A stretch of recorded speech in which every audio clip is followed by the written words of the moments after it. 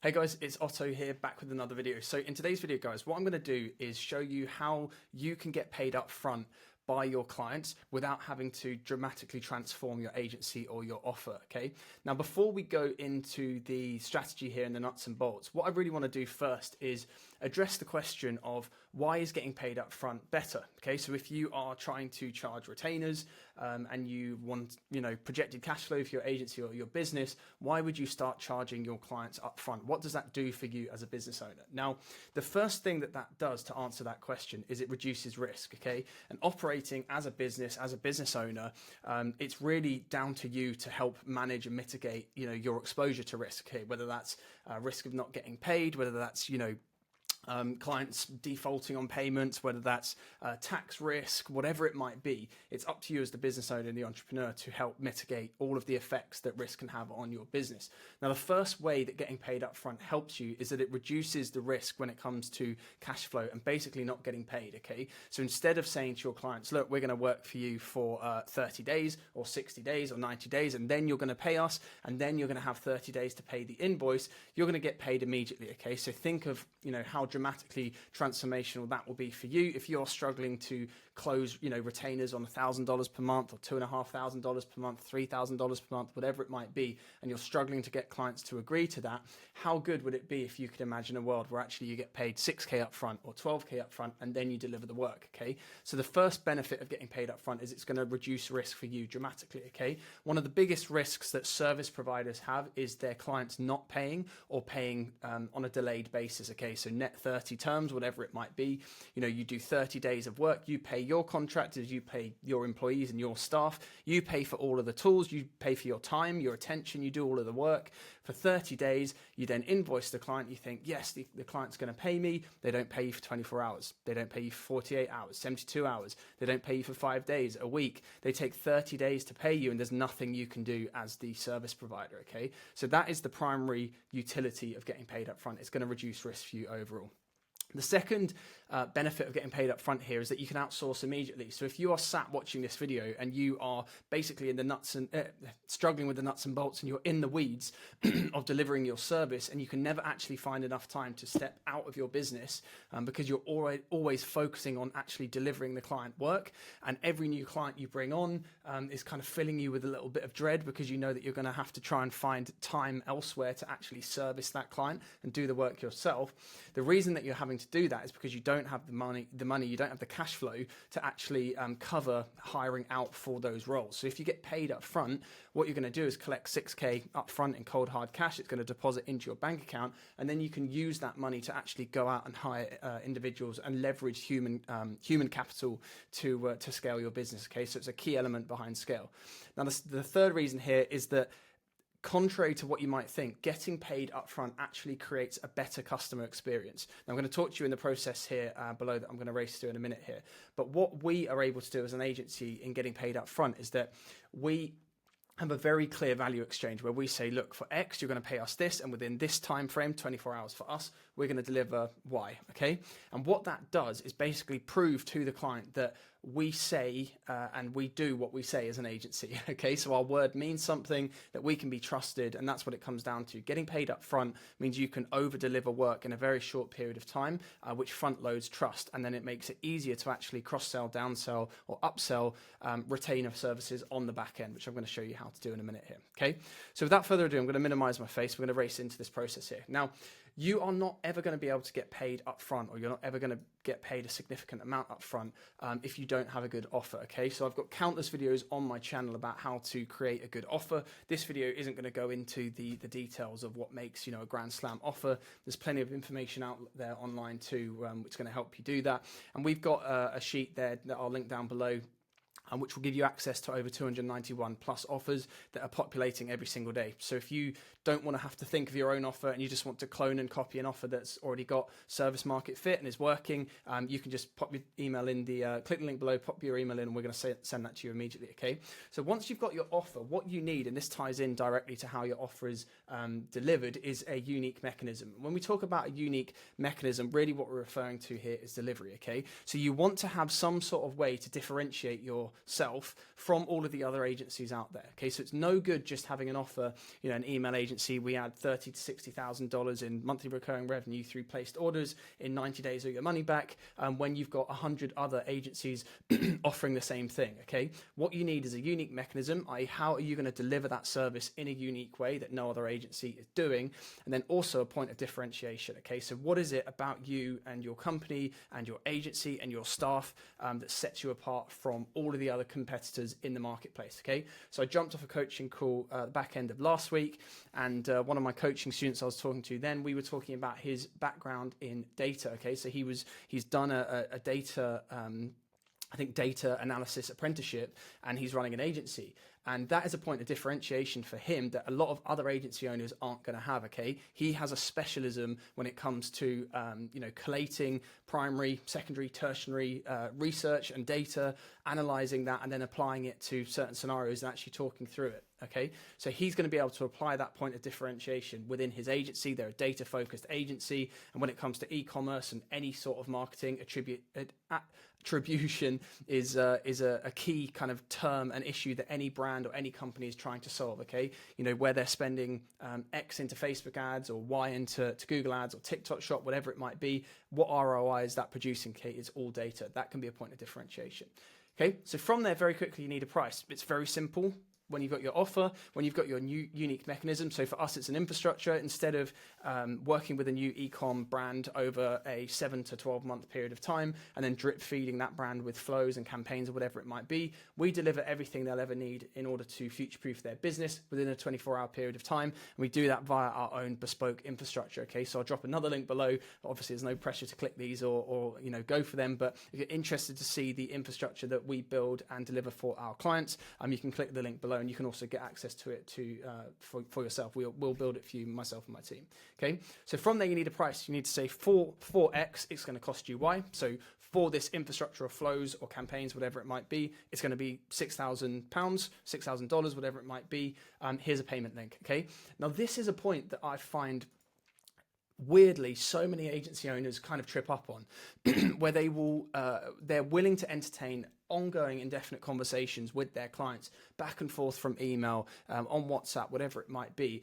And they rarely get to the point quickly where they actually have given a payment link to their client. So the client actually has no sort of tangible material way to conceptualize the deal or the scope of works, okay? And it's not until you actually send the client a payment link, an ability for them to send money from their bank account to your bank account, that the deal can really get any sort of clarity around it, okay? So every part of your sales process up until this point is going to be pretty theoretical or ambiguous. Okay, you're talking about scope. We could do this. These are our results and our client testimonials, and we can do. We think uplift wise, we're going to do this, and your ROI is going to be this. The price is this, but it's not until you actually send them a payment link that you can actually start having those conversations around closing the client. Okay, so get to this point quickly. All right, and the sooner you get to this point, the sooner you send a Stripe link for 6K or whatever it might be, the sooner you're going to get objections that you can match and then overturn and close the client. All right, so offer, unique mechanism, make sure that you have a point of differentiation, set your price, create a payment link and send it to the client. Now, in addition to your payment link, what you want to make it clear to your client is that your onboarding is very quick, simple and easy. And you don't want all of the instructions and access details and links when it comes to onboarding to really obscure what the main priority here is, which is taking payment. Okay, so once you've taken payment, you can give them all the instructions in the world for onboarding, Loom videos, whatever it might be. But prior to them taking the payment, you just want to make sure that they are clear of what their obligations are when it comes to onboarding. Okay, so do not give them a 15-step SOP before they've actually clicked the payment link and paid it.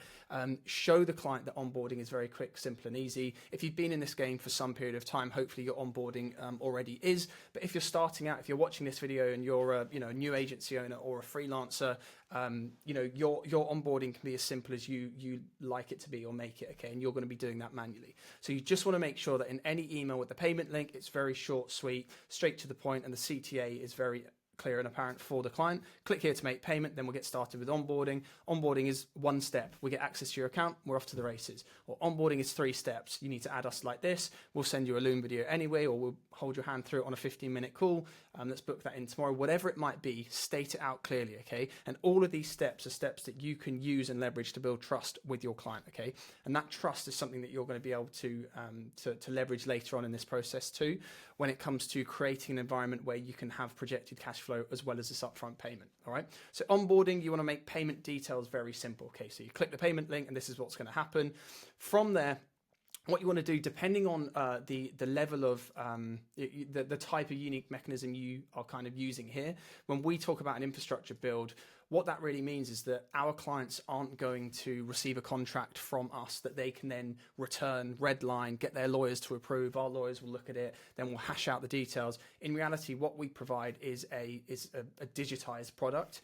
The agreements that we share with our clients are productized. Okay, so productized and boilerplated. So there's no room for the client to come back. They either have to accept it or not. Okay, but 9 times out of 10, if they've made the payment and if you've closed them, they're going to accept the contract. Just like you are when you buy a pair of shoes from Nike or Adidas online, whatever it might be, you are opting into a voluntary purchase agreement, a contract there through their terms and conditions.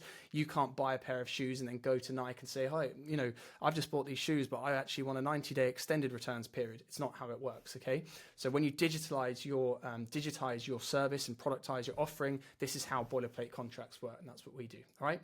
So from there with onboarding, very quickly, you then want access to their account. So if you're running Klaviyo email marketing services, it's access to their Klaviyo account. And then from that point of access, then you can really break down what the scope of works is, okay? So you would have done this in this process, the sales process anyway. The client will have a very good idea of what you're going to deliver for them, from the front end. But once you've got access, it's a good opportunity to kind of reestablish scope items with the client, okay?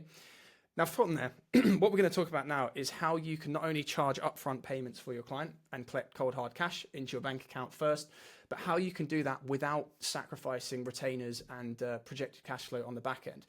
Now, if you just hark back to a few minutes ago when I talked about front-loading trust, what this whole process does is prove to your client that you do what you say, okay? Now that is that's not some sort of esoteric kind of, woo-woo top-level mindset thing that, we can talk about in this agency space. It's actually an epidemic, okay? So most of the competition will overshare, oversay what they are able to do and deliver, and they will under-deliver, okay? They won't actually action the things they've said they will. And what this comes down to is everything from absolute fundamental level here, okay? So if you said to your client, look, I'm going to send you this case study after this call, send the case study after the call, okay? If you're going to say to the client, after this call, what I'm going to do is send you a payment link, send the payment link after the call immediately. Do what you say you are going to do, okay? And that's going to front load trust at every single stage of this journey here, okay? And it's important because once you get to actually delivering your service, delivering the infrastructure build or whatever it might be, what you would have found at this point is that the client will be blown away with the amount of value you've been able to deliver in such a short period of time. Okay, so for us, it's within 24 hours. We'll build out all of the flows, foundational and advanced flows their brand will ever need. We provide them with a bespoke content calendar, all of the copy, send times. We set up all their segments, give them all their design templates, and we do that within a 24-hour period of time, okay? That's our unique mechanism. That's our point of differentiation, how we've been able to be successful as an e-com email agency, okay?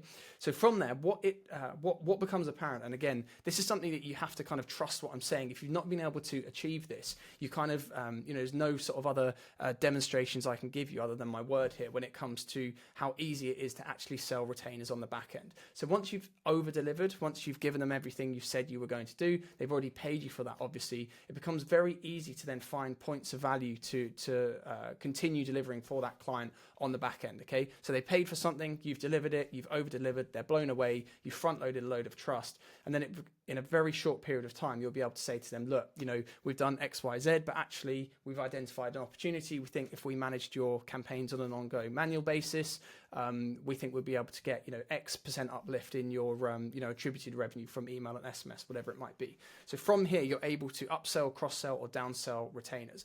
Now, typically, if you are charging a large amount for the infrastructure build, say it's 6K, say it's 10K, 12K, whatever it might be, chances are you won't be upselling monthly retainer services for the retainer itself. So the fees that you collect might actually be more than that if you are charging a baseline retainer and a percentage of the revenue that you generate end of month for that client. But 9 times out of 10, you will be cross-selling or downselling at this point. So you can either downsell ongoing campaign management or extra design templates. Maybe you're coming into a sale month. We've just had Black Friday here. We're going into Christmas, Boxing Day sales, January sales. It might be that you deliver the build for the client. You say to them, look, actually, we're coming into January sales. We'd like to do X, Y, Z, or we'd like to create you an SMS strategy. This is what it's going to cost on an ongoing basis. $2,000 a month, $4,000 a month, $500 a month, whatever you decide, whatever price you set to it. Okay. Now from there, it's all about retaining your clients. Okay. So again, I've got other videos on the channel that talk about retention and how you can maintain those relationships with clients, keep those accounts happy and successful so that you continue to get paid indefinitely into the future.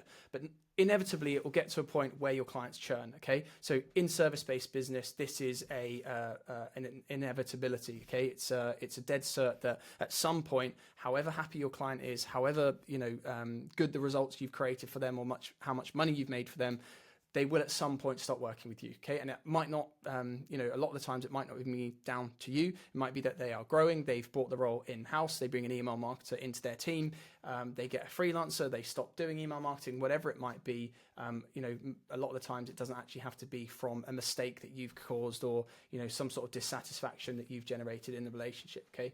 But from there are still ways to continue getting paid by that client. And I've got other videos on the channel that talk about how we really stretch lifetime value from all the clients that we work with. And this is just an example of how we do that, okay? So I'm going to give you some examples here. When the client churns, that doesn't have to be the end of the revenue generating relationship that you've invested so much time and money into with that client. Okay, so maybe you've had an upfront build fee, you've been getting retainer payments on the back end, you've also been getting a commission, a performance-based fee at the end of the month for all the results you've been getting them.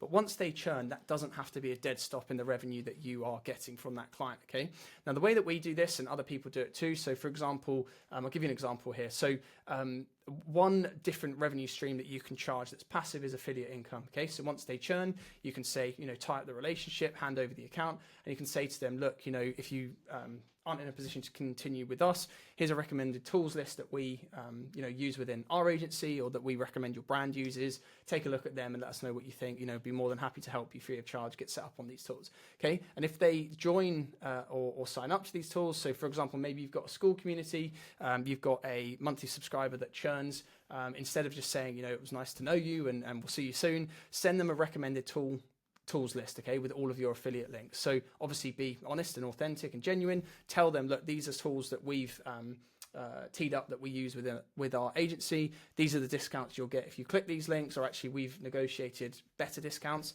via our unique links.